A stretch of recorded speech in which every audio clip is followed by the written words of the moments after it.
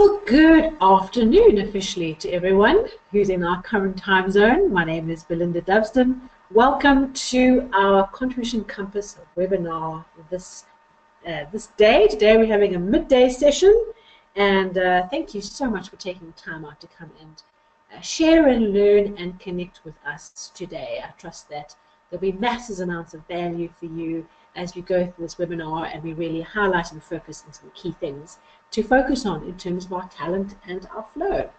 So today's session, as we do twice a month, we have 2 webinars a month providing value and information on the Contribution Compass and how you can apply it. Today's session is entitled The 8 Pathways of Talent and Contribution. We're going to look specifically at the contribution element of each of the 8 profiles of the Contribution Compass. I know that there are some of you on the call this afternoon who have already completed your profile, who you know what you are, whether you're a catalyst or a conductor, whatever it might be, you know what you are in terms of your profile results.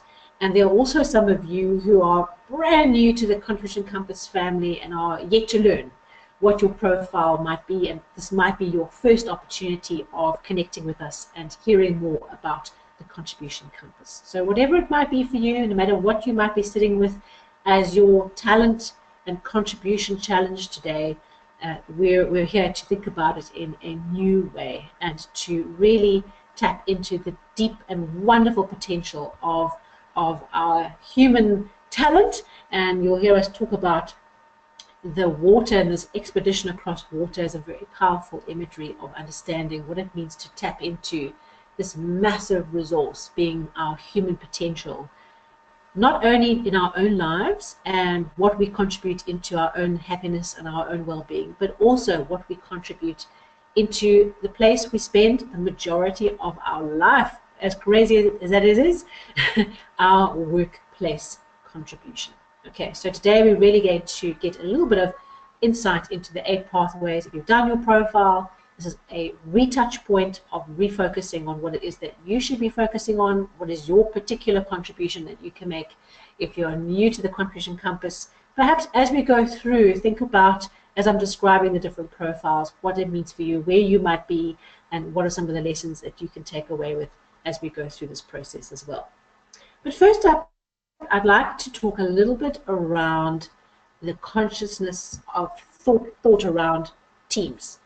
And for those of you who attended our session last time, which focused really on maximizing your recruitment investment in your companies, we spoke a bit about this idea of energy and Einstein. For those of you who are with me, remember this concept of Einstein and E equals mc squared, and really being able to quantify the energy, the hidden and known energy and potential that is built within teams.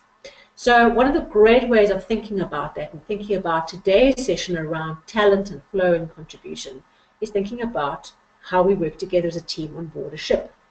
And perhaps I'm not the best person to talk about sea legs because I don't particularly have any. Maybe you do, so that's great. But today is really about thinking about this analogy of the ship and the flow and team. And one of the things that's really important about the Contribution Compass is that as much as it is about understanding your own flow and your own talent so that you can maximize your own return into your life in a more effective, happy, and in the zone way, it's also about understanding how teams, once you put a whole bunch of people together in a shared context, we call a team, what happens then? Do we work as a team to mobilize the boat, to get things going, to really shift what it is we're trying to do, or do we just are so busy doing our own thing and so busy doing the wrong job at the wrong time that we're all stuck going in the doldrums round and round and round? Now in boating, when you have the right momentum, the right team, the right equipment, what happens is instead of being dragging in the water as your boat goes along, you actually develop your own aerodynamic flow, and suddenly you're playing. And so instead of having to use hard brute force to keep this boat going and cutting through the water and really struggling with gravity, you create your own little kind of power pack underneath the boat, and that is what you ride on when you play in your boat. So this analogy is unbelievably useful in thinking about that huge amount of effort it takes to get a team into its zone of flow But boy, once you've got a bunch of people who are really engaged and in their right place and know what they're supposed to do, the magic that can happen when your literal, your team, your boat begins to plane and low fly across the water. And that's the notion we need to keep on thinking about as we go along. Now, in particular, what we're focusing on today is this idea of being in what we call our zone of flow. It's not the comfort zone. Sometimes it's really about not being there. The zone of flow is a place where you are doing what you are naturally gifted at, and we'll talk a little bit about understanding what natural energy is and part of that process. So zone of flow is a key thing that we're going to talk about, and we're going to talk about the talent zone, that place where you're doing something without even thinking about it.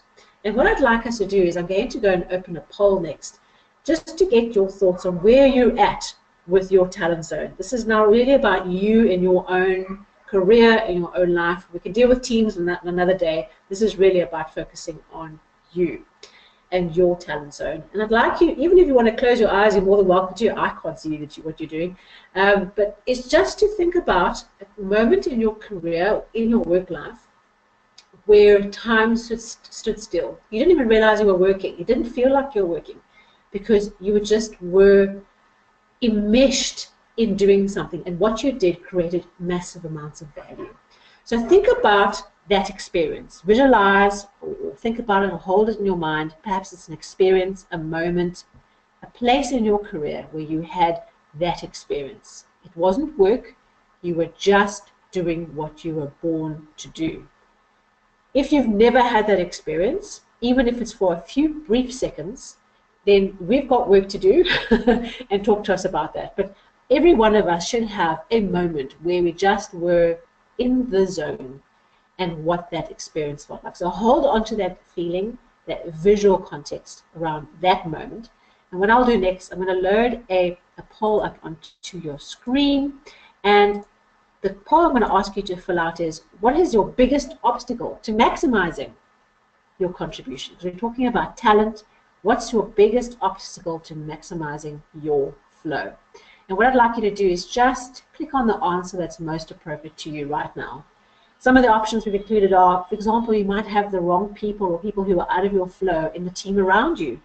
Because if you have that, it's really difficult to try and be in your flow when the team around you just can't help you, or is not in their flow and therefore, is really struggling. Perhaps it's literally, I don't have time to make the changes I need to. Because sometimes it's comfortable to do all the things that exhaust us and take us out of our flow. And that's very comfortable. And it requires time and investment of effort to make a shift. So perhaps that's your particular area. The next one is maybe you don't really know how to do that or where to start. It's like, I know it doesn't feel right. I know that I can do more. I know that I can contribute more. And I know what my profile is perhaps. Maybe you're a coach. How do I do more coach stuff that brings me the greatest amount of happiness? And then perhaps one of the options is that there actually isn't really an opportunity or place to go within your team or your organization. Maybe you're a coach doing accounting in detailed analysis of numbers and you're very unhappy, but there isn't anywhere else to go. That might be an option. And then the last option is, I'm in my flow, loving it. I hope we're all in there. We should all get into that space. And maybe that's yours as well. So let us close that poll. I take it you've all given your 10 cents worth, and I'm going to share that onto the screen. So what's really amazing is 43% of us said we're in our flow and loving it. Fantastic, which means today's session is about doing more and creating more meaningful impact. 29% said the wrong people are out of flow. Team, so the team around you, how you get the support you need to be in your zone of flow. If you're literally a fish out of water in what you're doing and there's no one else you can, there's no sea that you can swap around on, it's a challenge. And then the last two were 14% each on time and knowing where to start. So hopefully today is a place to start. You've made the time to be here. Let's take a small step forward. And let's take the fact that we are mostly in our flow to a whole new level as part of today. So thank you so much for sharing those insights with us. Okay, so some of the key questions that you might have in your minds today related to flow. I've got 4 key questions, and they really apply to different things that you might need from today's session. One might be, if you are thinking about starting a business, perhaps you've left a corporate environment, you're starting a new business, or you're joining forces with a number of other people. How do I start a new business in my talent zone? So if you are a champion, for example, what does that mean? What should I be doing in the business? And what should I have around me? Who should I have around me in that startup phase of the business to support me to accelerate my talent and increase my talent zone and the return it creates? Perhaps you're sitting there and you have to either rebuild, or you have to augment or take your team to the next level. So your question might be, how do I build a team that's in its talent zone? Not just the individuals, but that the team as a whole has a personality, has a profile, and a natural energy that aligns with its purpose, what it is here to do. The third question you might be asking today is, how do I support businesses in their talent zone? In other words, maybe you are an incubator, a recruitment agency, a consulting company, a company that works to help other businesses. How do you help businesses be in their talent zone? Because surely businesses as a collective of people also has its own profile. And maybe that profile is in or out of alignment with its business model. Another topic for another day in a totally different direction. And then the fourth one is, how do I coach others into their talent zone? So in other words, if you're a coach, a mentor, or a lead executive where you're working to coach and develop people, how do you actually coach and get people to be and find their pathway into their talent zone? Okay, so those are some of the key questions that I'm sure that you have as part of today's session.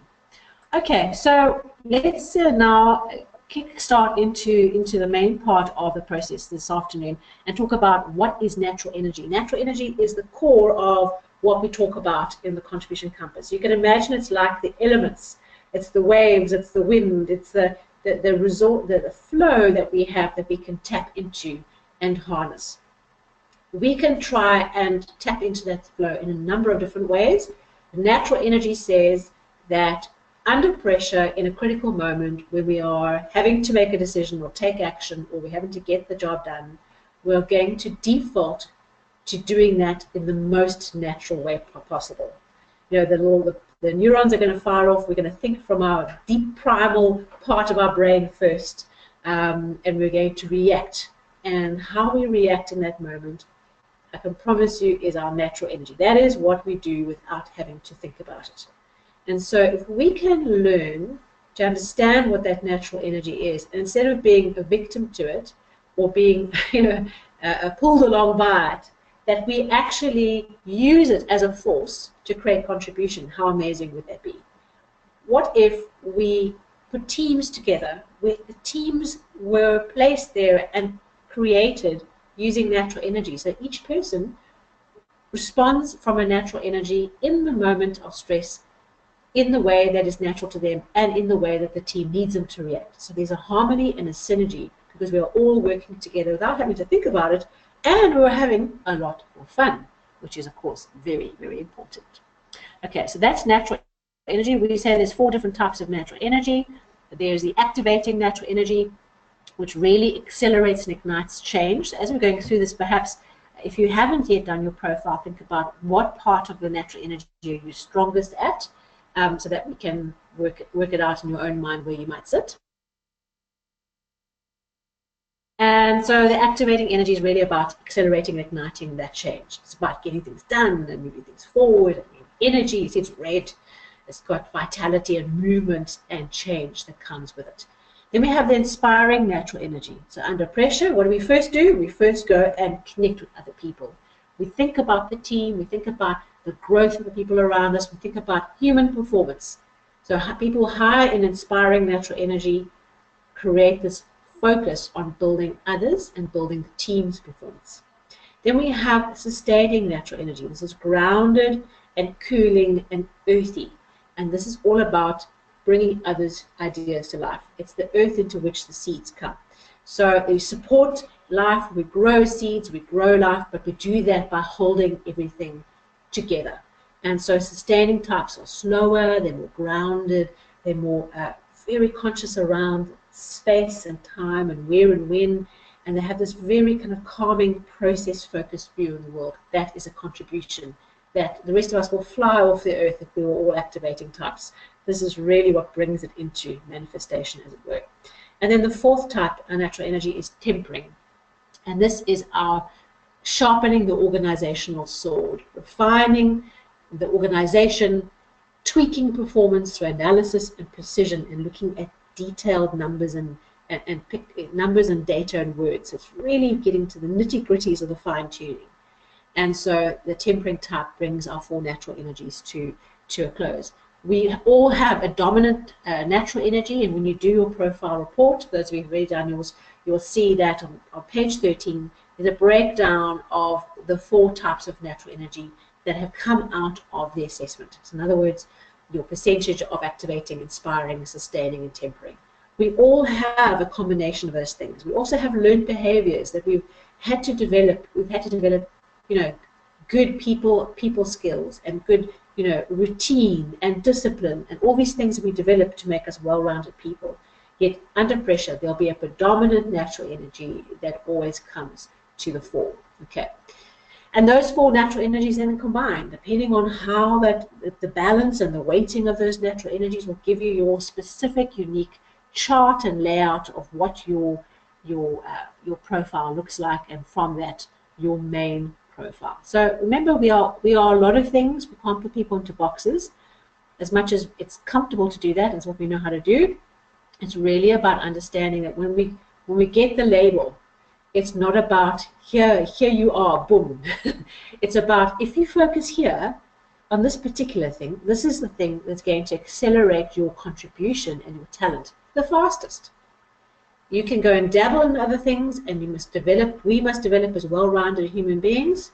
However, if we want to really accelerate our development and our contribution, that's the path we're going to have the greatest chance of doing that with. Okay, so it's a very different framing to understanding that we now have a label and that we're stereotyped into a box. Okay, so the 8 profiles are starting at the catalyst on activating. We have champion, which bridges both activating and inspiring energy. We have the coach, which is the epitome of inspiring energy. We have connector, which then brings people and grounded application together as connecting resources together. We have custodian, which is that grounded energy. Cultivator, which now brings tempering and sustaining together. Conductor, and then the Calibrator, who brings activating and tempering together in the last step. So those are the 8 profiles. What's really important is that obviously we don't have time to go into every facet of everything around the contribution compass. That's why we have a program of interesting webinars to guide you through different facets, and the facilitator program as well. But really what's key is that it is really great that you've done your profile, and that you're working on your profile and you're unpacking what it means for you personally and in your position wherever you find yourself in. But what's really important is what we do with our profile, how we take the report, how we take the process, and we now start putting it into practice and start living and making it breathe and come to life and making that contribution. And so what's really important for the way that we think about profiling tools and the way we think about understanding natural energy, it's what you do with it that counts. And so a key part is a focus on application techniques. Okay, so last session we covered recruitment as a key focus. As we go along, we'll unpack a variety of techniques for you to learn more from as we go. All right, so those are the 8 profiles. What I'd like to do next is now talk a little bit around the 8 profiles themselves. And so what we're going to do is we're going to start at the very beginning. Don't worry, I won't burst into song. We'll start at the beginning, and we will start with the catalyst. And for each of the profiles, I'll give you a little bit of a summary of what the energy of that profile is all about. And then I have some specific points I'd like to share with you around each of the profiles. Okay, so first up, catalyst. Catalyst is all about accelerating change. Think about that spark. For those of you who loved science or did science at school, where you have, I'm not sure if it's magnesium or what you put together, and suddenly there's a boom, and there's a a fire event in the classroom. It's that kind of experience where suddenly there's these two things that are inert, and the catalyst knows how to put A and B and C together, and boom, you have this explosion. Hopefully a positive explosion. And so the catalyst knows how to accelerate something and to move something forward and create this change, and is very gifted in understanding intimately what it means to create great products, great design, great products, great things to sell. And their default will be under pressure is, let's make the product better, let's develop a new product, let's innovate, let's try something new and see what happens. That is the energy, the way that a catalyst deals with pressure. So if you are a catalyst, what are some of the things that you can do to get the best out of your profile? And that's what we're talking about today as part of this presentation. The first thing is we must be exceptionally critical of our ideas. As a catalyst, each of the profiles falls in love with different things or pays attention or is obsessed with something else. And so a catalyst falls in love very easily with their own ideas and with their innovative concepts. It's pie in the sky things. So for those of you who are grounded, if you have a catalyst in your team, it often seems like, this is so far out there, I don't know what planet you're on. Can we just bring this back to Earth, please? So the catalyst has to be exceptionally critical of their ideas and develop a way of really taking the idea, which initially is crazy, can be crazy, and turning the crazy idea into something that makes sense for everybody else. And really it's about proving the concept. We've had this idea of doing this widget. Okay, let's design and implement the widget and give it a trial run and put it into practice, and let's see how we can turn it into a value generating product. What happens if we aren't critical of our ideas and we don't have a good way of doing that? We just spew out ideas to solve every problem, okay? And which firstly kills everyone around us because we just don't know whether we're Arthur or Martha, but it also is not productive. So if you are a catalyst, you have to learn how to take the idea, understand what is the difference between a good idea and a bad idea, refine it and test it, and hand over to a team an idea that has been tested and will sell. Okay, so that is your job as a catalyst. And of course, part of that is also realizing that you actually do need a team to take the next step, because a catalyst can get stuck in this idea of the idea is everything. If we have a good quality idea, if we have a great product, there's nothing we can't do. Well, actually, you need to have a team that can now take the idea and implement it. So a catalyst who knows what they're doing focuses on the idea, generates the idea, proves it, and hands it over and moves on to the next idea. That is how a catalyst creates value and accelerates their contribution. And of course, we need to let go of the idea, which we call the baby. Letting go of the baby. That might be the idea, the project, or the business. Realizing that once it has been born and can be sustained by a team, we have got to hand it over as a catalyst. It's time to let go. Because while we are holding on to the baby, we can't create new ideas, which means our contribution is starting to decline. We have to, as catalysts, have to learn how to explore the crazy ideas and not be battered by life into thinking that the crazy ideas mean we're crazy. It's about understanding how to take the crazy idea and explore it and give it and flesh it out and give it a body that makes sense to other people. So we have to learn productively a way of exploring that, a way of sharing ideas with others. One of the things that Catalyst does is hands the ideas over so quickly to the team. The team actually just can't cope with this kind of the slew of ideas coming out of the factory. So it's really learning how to do that.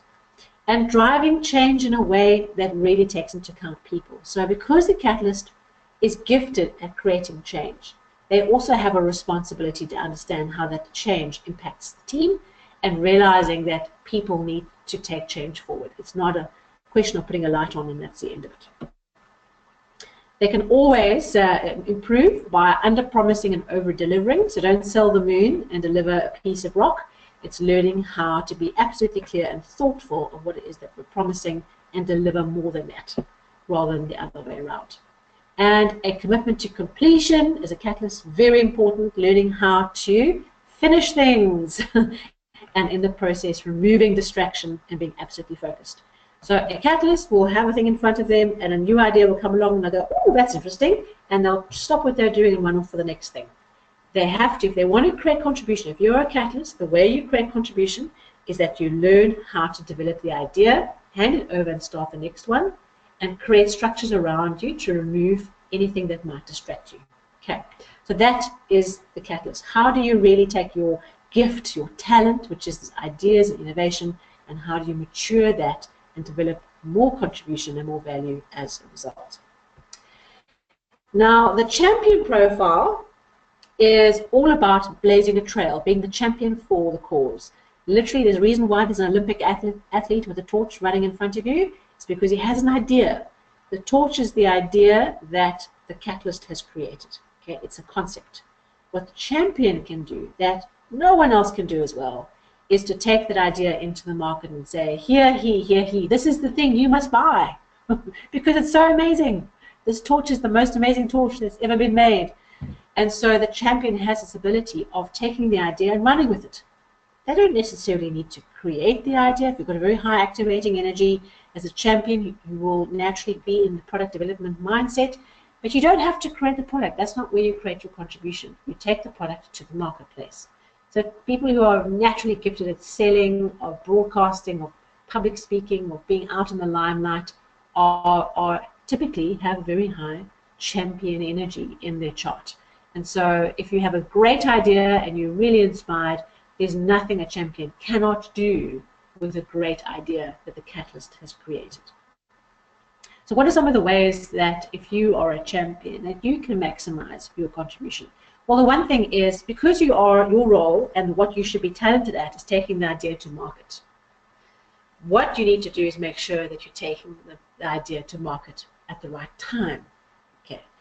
Is the idea ripe and ready and in the right space? We're taking it to the right place. Or if we are an immature champion, we take the idea and we will sell it to everybody who will listen. Okay, that is not how a champion maximizes their contribution. They take a concept, they take the idea, they take the message, whatever it is, the media, whatever it is, and being focused and being crystal clear on where it's going and taking it into the market at the right time. Especially with a champion in particular, is that the deeper and more powerful the cause is, the more contribution you can make. So in other words, if you are just selling for the sake of selling, of the rush or the hit of the sale of the deal, and you don't have a powerful cause that's driving that, ultimately as a champion you can't take the next step. So if you are struggling with your contribution, the way to do it is to deepen the cause, deepen what it is, the concept of what it is that you are championing. What are you putting yourself and your brand on the line for? Deepening that and understanding it on a more deeper level, and then going forth with a much more higher contribution. You won't have to think about it. Just, as you walk along, people say, let me take my money. So that's the idea. Perhaps you aren't in a sales environment, but it's the idea of how a champion rallies everyone to the cause and says, here's the idea, follow me, I can show you how we can get there. Okay, so very, very powerful energy to work with. All right, one of the other ways is also making sure, like the catalyst, the high activating energy, we might be running ahead so fast that actually there's no one behind us because we've left them 4 kilometers back. We have the torch, but we have no team to make it a reality.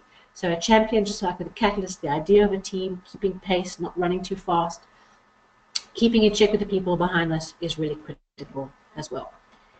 It's all about the team. It's all about we versus me. And the champion can really rally everyone around a powerful vision. That is how the champion energy is really maximized within the team. And then, of course, developing a really powerful set of criteria of how do we know where we should be shedding our light and who should be receiving the message. So if you think about the idea in business of customer segmentation, that's a tool for a champion. That's liquid gold. Because if we know exactly who our customers are and we know exactly what each customer is needing, we can focus our attention on really driving the message to the right person at the right time. Okay, so if you are a champion and you're feeling like you're spending a lot of effort and you're not getting a return, perhaps there's clarity around the vision that's needing deepening, or perhaps there's some segmentation and some clarity around who you are selling to that's important. Remember, champion is both the activating and inspiring, the what and the who. Champion energy, very, very powerful stuff. Our next profile is the coach. And the coach, as in a coach environment, is the one that sits at the center of the team, blows a little whistle, and gets everyone to pay attention and to focus on what do we need to do together. How do we need to develop together? What do we need to learn and grow from? What is the performance outcomes that we should be helping each other to achieve? The coach will naturally be gifted at being able to get the most out of other people, igniting their greatness. And I know some coach profiles who, one case, a hotel manager who is very highly known, very tough on his team. But boy, people will leave their jobs and follow him wherever he goes in the world because he brings out the best in them, but he's also tough. It doesn't mean you're always nice. So in that nicey, sweetie nice way. So a coach energy is really about this, about people, about maximizing the contribution in others. Now, there's a lot for each of the profiles, there's a lot to learn, and there's a lot for us to do to maximize our profile. Just because we happen to be a profile doesn't mean that we shouldn't be working at it. Just because we have a natural talent doesn't mean that it doesn't require work to mature it. Each one of us has to put and invest the effort in maximizing our contribution. It's just the pathway is going to be easier to do that. So a coach, one of the things they really need to do is their point of value is the value of their relationships and the deep commitments that other people have towards them. There's a natural affinity of really getting people to feel committed on a deep level, feeling loved and cared for and being involved and actually feeling that raw moment of I'm part of a team. Okay, so the coach naturally creates that without even having to try. What they sometimes can do is they also, because they are tuned into people, they will naturally see the undercurrents and the things that are not being said. So for me, as a tempering type, I'll look at the data. I will miss all the cues typically of the dissatisfaction that's in the team, or the questions or the things people are worried about, because I'm focusing on a different area. The coach will naturally see that. And of course, the coach won't want to look at the numbers necessarily, but that's the analogy that helps us understand the polarity between that. They can see things before even the people can see it. And a coach will naturally ask the right question to people, and the person will say, oh, I hadn't thought of that. The coach saw it. Okay. The coach profile also has the ability of lifting the energy of the people around them and getting everyone moving in the same direction. Just like our catalyst and our champion, having a very clear direction is critical. So a coach profile has to know how to take the vision and get the team focused on the vision. Okay, so it's not just about peace and love in the group. The coach energy is quite tough. You know, when you see that coach at on a football match, you know, they're in it and they're giving stick. So the coach is not always about, let's all be nice together. It's actually about performance and getting people to all move in the same direction and to help each other to do that. They are naturally concerned with the motivation, the energy, and the emotional commitment, and the trust, and then the whole people element and culture around performance and accountability in the team. That's where their attention goes. That's what they're great at maximizing. What they have to do is these are some key things, attach themselves to the worthy cause. So it's about making sure that cause, that idea is really strong, and they will naturally then get people to connect to that. So it's not about the market or what the champion is doing. Here the coach is about the team that has to deliver it. And then make sure that there's accountability for performance. The coach does have the challenge that unless you've learned the value of driving performance in a productive way, can be quite averse to saying the hard stuff because it upsets people, and they like pleasing people, they like looking after people, they like everyone to be happy. And sometimes being happy is not the right way. Sometimes we have to go through a wobble as a team and be a little unhappy for a little while and deal with the conflict and bring it to the surface and get it out. So a good coach has learned how to spot the issue, bring it to the table, get the team to deal with it, and move on. A coach that hasn't learned to mature their profile is one who remains silent because it'll all work out in the end. I don't want to rock the boat. Everyone's getting along so well. That's not going to create the result. We all have been in situations where those types of team situations have been rather traumatic for everyone involved. So that's the coach profile. Our next one, and I do apologize, we're going through these at a rapid rate, is So much more I could share with you on each of these profiles as we delve into them in detail. But let's keep going. We're halfway through on the connector, number 4. Connector is all about building bridges. Remember I said earlier that it's the cornerstone between people and execution or delivery, which is sustaining and inspiring. And the connector profile is all about, pulling people and resources and projects together. They have this natural gift of understanding the performance of people and understanding the delivery required and getting those two to work together. They're called the bridge builders because they have this ability to pull threads together like the spider. They can pull threads together, whereas other profiles need to do one thing at a time or focus more in a linear format. The connector can hold a whole pile of strings and hold them all together in the center point. A very powerful profile in an operational service delivery type environment where there's people and process together. So what does the connector have to do to maximize their contribution? Well, one of the things is really understand that their value of their networks, relationships, and associations is really important. If you ask a connector and you say, I've got something I need to do, and they'll have a whole pile of people in their phone. Say, I know this person, that person, what do you need? Okay, let me hook you up with SMS or WhatsApp, and you're hooked up. So they have this ability to develop social capital and through their network. Okay, and through that they draw the help that they need. When they're looking for assistance, they go out to their network to support. Okay, so they reach out to the existing structures they have to draw people in and the relationships as well. They focus very strongly on activity and on gathering many contacts and resources. So they will often have a phone full of people that they gather over time. And of course, if you don't have a clear purpose, what tends to happen is you gather for the sake of gathering because it feels good, but it can't necessarily translate into value because you've got this wealth of people that haven't been looked after and cared for. So the connector really does have to worry about making sure that we collect and we connect to people with purpose. That's how we increase the value of those connections, because a connector will want to nurture those connections. It's not just volume for the sake of volume, it's quality. And so if you're connecting too much, you aren't able to empower that. Watch out as a connector. If you are a connector, you will naturally see deals and opportunities and how to put things together. And remember, a deal, transactional interaction is not necessarily about a monetary deal. It can be about getting the project done, or can be about delivering a service.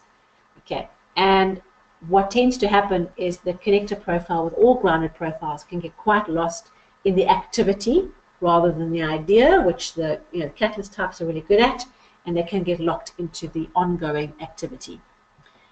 If you are an entrepreneur, what you should be doing if you are a connector profile is investing a lot of your time in networking activities and collecting purposeful contacts.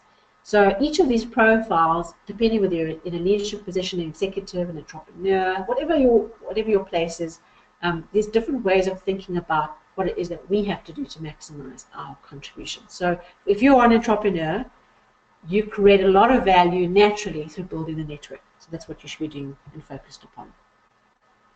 All right, as with the people pleasers, the coaches, we have to also push through as connectors that discomfort that comes from disharmony. And sometimes it's necessary to create that little friction to allow the next step to happen. Focused conversations, focused connections, focused activity that bears in mind the bigger picture so that we don't forget the idea we're trying to bring into existence, and the connector can build a powerful team around them. And there are many different ways we can think about what this connector profile might mean for your business as well.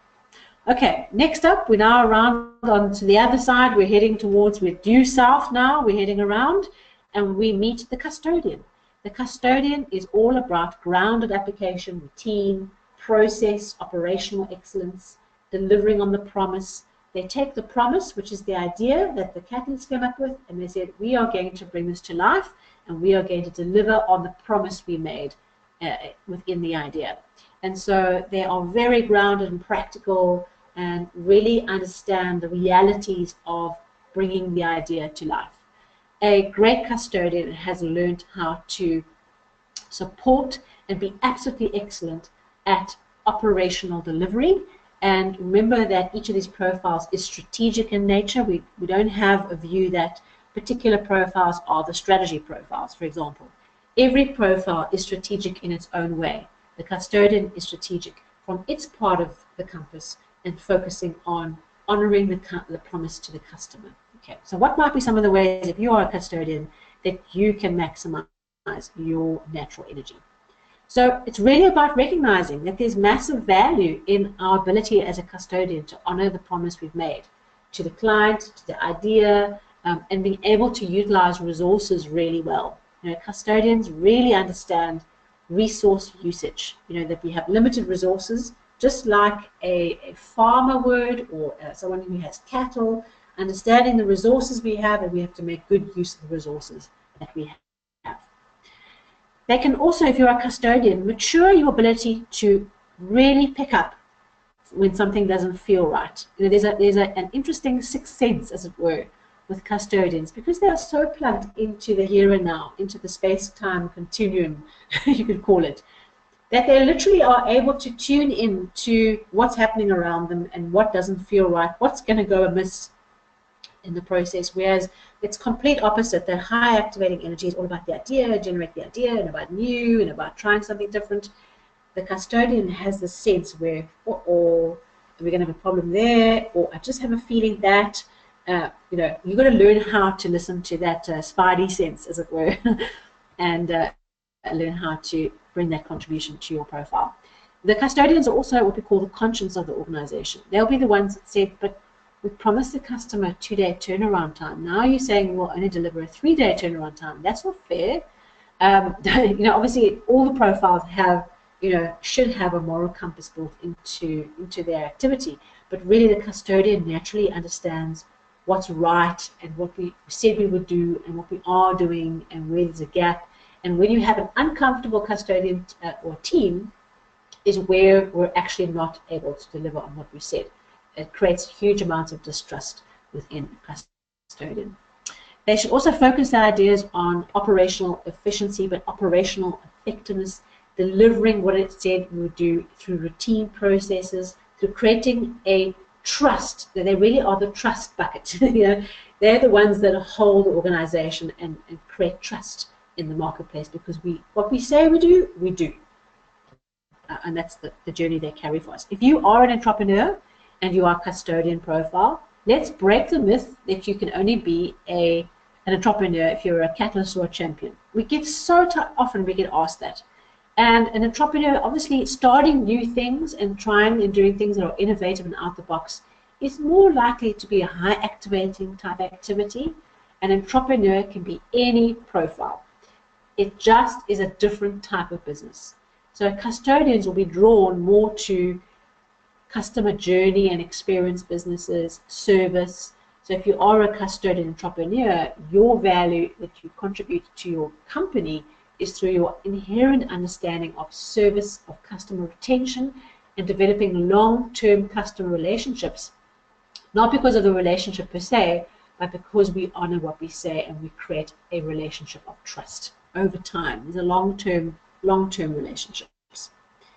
We really, as custodians, also have to deal with the fact that each of the profiles will have a discomfort area. But custodians are quite uncomfortable in environments with change and uncertainty. And, you know, very often in our businesses, that is the world we're in. We're in environments that change quickly, particularly businesses that are very high activating, dominated. They'll be changing quickly, there'll be new things, and your poor custodians will be working on what is going on, where did the change happen, how did it happen? And we as custodians have to learn how to deal with the fact that we are in a world of change and uncertainty. And we have to learn new ways of dealing with that, creating powerful, productive ways of dealing with it. And of course, we have to stay tuned to the bigger picture. If we are a custodian, our process, where our eyes are focused on the ground, we're looking in front of us here on the terra firma and working through what's really in front of the eyes that we can see.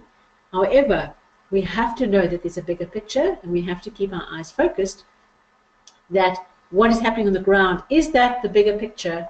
Is that answering the why we're doing what we're doing? Or are we just absorbed and attached to routine for routine's sake?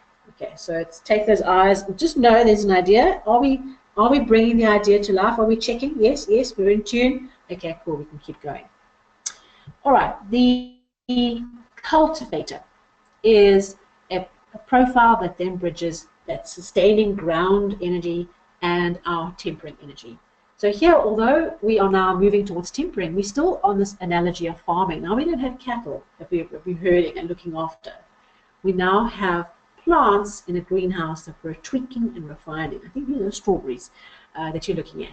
And so the cultivator is a more risk tweak precision analysis version of that custodian energy.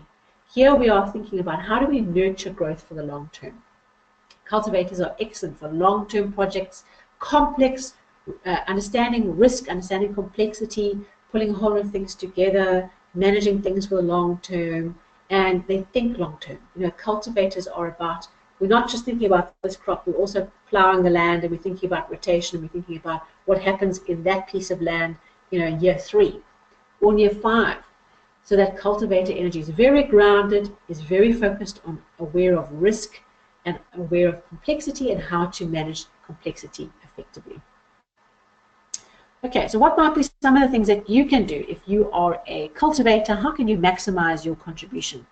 Well, really, it's understanding, like for all the profiles, that fundamentally the way you work is a step-by-step long-term process. You accumulate and you grow and you focus on nurturing growth over the long term. You'll become very stressed in environments that are incredibly fast-paced and high-activating. So if you are in those environments, you'll find that your ability to exercise your contribution will be really under stress. Remember that one question I gave you around, you know, am I in a team where I'm really struggling? Your ability to contribute in an environment like that, where your contribution, your long-term, steady, mature contribution is seen as a weakness, not as an asset. If you're in a team like that, you've got some trouble, because that means that your contribution, what you're gifted at doing, is out of sync with what everyone expects of you. And we've seen that. We've seen it in teams where the team as a whole have got to go through a journey of understanding why that person who's always saying yes, but why that person is important. Because they make us be a better business. They help us to be a better deliverer of value in the marketplace. So recognize that you do create value through a gentle step-by-step approach. Cultivators should really focus on maturing their ability, which means developing and deepening their ability. Each one of us has that challenge in our own profile to mature our ability to balance complexity and practicality in the long-term view. The master planner, the cultivator, their go-to whenever they're in stress, I'm going to go back to the plan. And sometimes doing the plan first is not what the crisis needs. So that's how we have to all develop dexterity in how we deal with each other and teamwork. However, the cultivator should learn and focus on being an expert at complexity, practicality, long-term view, and planning.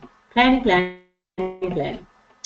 That is how they create value. Right, so, and also part of that is refining their ability to see risk, how they understand risk, and how they work with the warning signs. The cultivators will naturally go, whoa, Nelly, I see problems coming, let me red flag that, that's a high risk, that's the value of the risk, that's the probability. They have this ability to see risk in a particular way. And so part of that is understanding not just that we have risk, but also the value of risk, and I'll come to that in a moment. So another part of the cultivator's path is understanding that gentle growth requires consistency and persistency. So the tree, this is the profile and the I Ching upon which this is based, is the idea of wood that grows. So now there's a plant growing. A plant doesn't grow in stops and starts. It grows in cycles, yes, so there is obviously a season where it stops, but it grows persistently and continuously. It keeps on going through its cycles of growth, and it keeps on going. So a cultivator who has not learned how to persevere in spite of challenges is one that's got some work to do. And it's really about understanding the value of persistence. The cultivator also needs to develop coping mechanisms for stress. Now, each one of the profiles will experience stress differently. For a catalyst, your worst stress is being bored or running out of things to come up with ideas, or having no problems to solve will be a worst nightmare for a catalyst. Whereas a cultivator, what we have to do is learn how to deal with change in a dynamic world. And part of that, and one of the ways that you can do that you can take yourself out of a stressful situation, is recognizing that risk is all around us. It's how we see risk as opportunity. That's how we shift it. We say, how do we manage and maximize risk in every moment? And if we can shift that as a cultivator, wow, your contribution starts going. Because now you can immediately see risk. How do we strategically create value out of risk? And that's a really powerful way for the cultivator to grow. The other part is that sometimes we can't answer every problem with plans and detailed reports and operational processes. Sometimes in a crisis, you have a person on your team who says, when I say jump, I really mean it, that we have to jump, and you just jump. So learning to trust that if there's someone in your team who says, we have to do this. So jump isn't always about jumping out of danger. Jump means taking the leap, saying yes to the project. There might be someone in your team who is high activating, who has an inherent, their own spidey sense, knowing when a project is really great, and goes for it and says, we must jump, and then jumps. So as a cultivator, have that person who's your jump buddy, and if they say go, you know you've learned with each other that it's time to go. If you say to them, no, it's too much risk, they've learned to trust that voice. And that is what's really powerful about building effective team working relationships. Second last, we have the conductor. It's all about optimizing the performance. Just like an orchestra, we have a conductor who literally makes sure all the instruments play exactly the right tone in the right place, everyone's harmonious and in tune. So too is the conductor, a powerful orchestrator of organizational performance. Not because of the quality of the relationships between each of the artists here on the stage, but because everyone is doing exactly what they should do at the right time. Okay, they're all about precision and making sure that everything works the way that it should. So a conductor, if you are a conductor profile, what should you be doing? Well, one of the things is taking a strong arm when it comes to processes and resources, focusing on efficient delivery and optimal results. They will very often be focused on, yes, but what's the return on investment? You know, what's the return we're getting for the investment into that process? How can we improve and cut back on costs? How can we make the process or the cycle shorter? So those are the types of things that a conductor should be focused on, because they naturally see it when others don't. They can also unlock the value of data, and obviously, you know, letting go of the data and avoiding the deathly analysis paralysis that all the high tempering types suffer from, myself included. And so unlocking the value of data, a conductor just sees a story in numbers without having to really think or do anything. They just see numbers. They see data, they see words, they take meaning out of detailed information that others don't. And so as a conductor, focus on getting more out of the data that you have. Focus on doing that better, and you'll become a greater contributor as a conductor. And then lift the types of data and insights you're drawing from. So in other words, you might be focusing on net cost savings down on a low level, if that's, you know, as an example. But how can we lift our eyes and focus on the meaning in the data that is more powerful? Often you'll find the accounting type profession very strong in tempering energy and in the conductor zone. And I recently read a report that said our accountants should be providing us with powerful interpretations of the data that they're seeing, the big data, the numbers they're crunching through the system. Could our accountants not be providing us with infographics and summarize key numbers, not just the report, but what do those numbers mean? And that's just a way of us thinking about the value of the conductor. So you might not be an accountant, but under pressure, what you create value through is presenting information in a way that creates value for others. All right, the other thing is trusting others when people or unknown issues are the deeper undertone. So you will not naturally, as a conductor, see the hidden human dimensions. The coach will see that immediately. So trusting others and saying, when someone in your team who's a coach or a high inspiring energy says, look, we've got a people issue, there's this X, Y, and Z, is saying, I'm not going to see that naturally. So if you're saying that that's what's there, then that's what's there. It's harder work for me to see it, but I'm not going to see it naturally. I'm going to see it as a secondary thing, depending on my my training and what I've done and my learned behavior. The conductor should also be focusing on optimizing processes. So getting the business to work smarter, okay? Optimizing processes, cutting down on unnecessary steps, simplifying processes, and becoming more organizationally efficient is a way to create a lot of value. And then, of course, improving the return on investment we're making. The incremental shifts. It's not about the big new ideas that the catalyst or the champion might present. This is about incremental shifts and tweaks and cutting and shaving off the small little percentage, but that it adds up over the long term to a massive return on investment. That's the conductor. And then the calibrator profile is the last one in the 8. And this is my profile, so I can share that with you. The calibrator is all about fine-tuning the instruments. The little glyph that you see in front of you for this profile is actually a spirit level. And it is really a great way of understanding what the calibrator is born to do. Tweaking, refining, testing, improving. They're sitting between activating energy and tempering energy. It's a bit of refinement of the processes, but it also is about the new, taking new ideas and bringing them to life and giving them legs and process and a body and a system. So the calibrator is all about fine-tuning the instruments and improving the way the organization performs. It's all about continuous improvement of the organization. Whereas the tempering energy of pure conductor is more about improving operational efficiency, improving the efficiency, improving the return for the investment made. Okay.